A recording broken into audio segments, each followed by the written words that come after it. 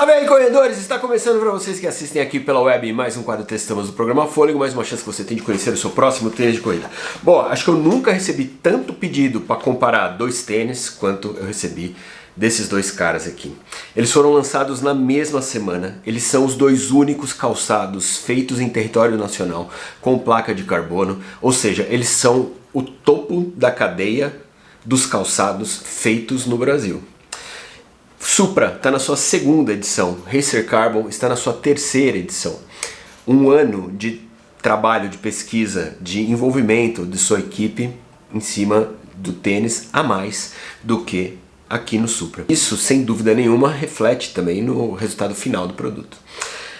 Testei os dois, já gravei o review dos dois para você, então hoje vamos saber qual é melhor, se é o Supra 2 ou se é o Racer Carbon número 3. Se você não me conhece, eu sou Gustavo Maia, este aqui é o programa Fôlego. Clicando aqui, ó, você se inscreve no canal e também ativa as notificações para ficar sabendo sempre quando eu postar um vídeo novo para você. Aqui embaixo no link você também encontra o nosso grupo do Telegram. Lá a gente posta 30, 40 ofertas todo dia.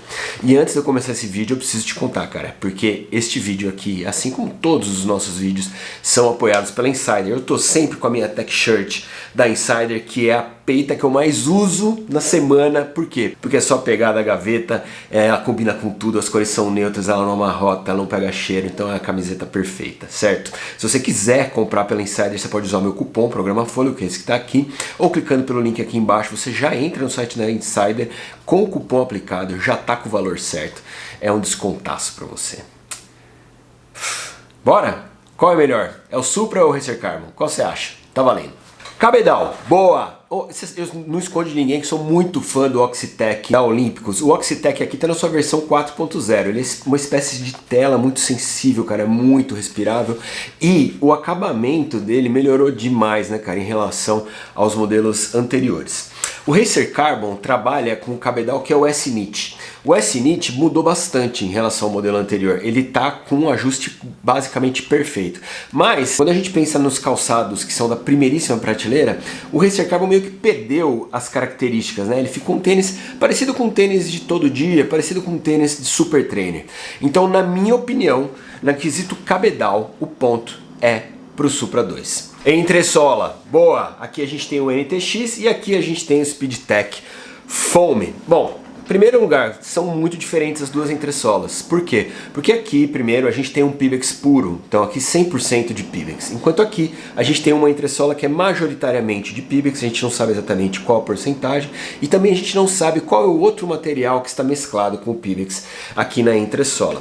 Neste tênis, no Racer Carbon 3, a fila claramente aposta num tênis que vai ser mais estável e mais durável, enquanto a Olímpicos aqui no Supra 2 aposta no retorno de energia e na reatividade. Os dois trabalham com placa de carbono, aqui é um carbono revestido de grafeno, aqui é uma placa 100% de carbono, e o que a gente tem é muito mais retorno de energia no Supra do que o que a gente tem no Racer Carbon. Apesar do Racer Carbon ganhar no quesito de estabilidade, no meu entender, quando o assunto é super shoe, o importante é reatividade, é responsividade, e nesse quesito o Supra deu um pau no Racer Carbon. Solado, bom, a Olímpicos tem uma parceria com a Michelin, né? Então você percebe aqui que eles colocam... Aliás, eu elogiei muito o solado do Supra. Por quê? Porque ele ficou com muito mais material protegendo a entressola, o que é importantíssimo quando você tem uma entressola de Pebax que ela se desgasta muito mais rápido. Então, muito bom o que a Olímpicos fez aqui, né? Colocou um material de solado Michelin cobrindo toda a parte do toe-off e as duas peças aqui na parte do calcanhar no strike. E você percebe que ele é bem espesso, ou seja, vai ser durável. Isso é muito importante. O que a Fila faz aqui com o Evergrip, que é o material dela, é a mesma coisa. Duas peças aqui atrás que são peças lisas, enquanto aqui ela coloca um material translúcido com muito grip mesmo. E basicamente a mesma quantidade de material que a gente tem no Supra 2. Como esses dois calçados são feitos para o seu dia da cacetada, da sua prova, a aderência talvez seja o mais importante. Você não pode perder na aderência. Você não pode escorregar na hora de fazer um arranque, por exemplo. E, principalmente, você tem que ter um tênis que funcione bem na pista também. Porque ele vai funcionar nos seus treinos, vai ser feito para os seus treinos de tiro, tá? Eu acho que os dois são muito competentes quando o assunto é durabilidade. Eu acredito que os dois vão ser duráveis.